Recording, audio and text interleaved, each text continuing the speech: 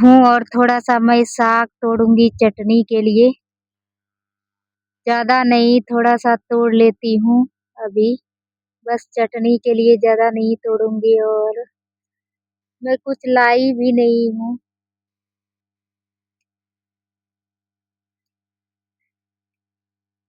जो मैं आप सभी को बताऊँगी दोस्तों, तो इसी तरह मैं खोट लेती हूँ साग को।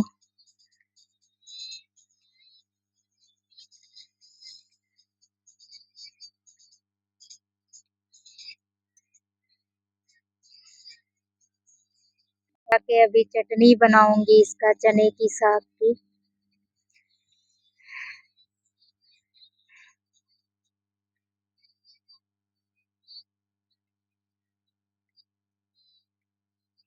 तो दोस्तों लाइक, सब्सक्राइब और कमेंट कीजिए, ज़्यादा से ज़्यादा शेयर कीजिए हमारे वीडियो। रे! अरे!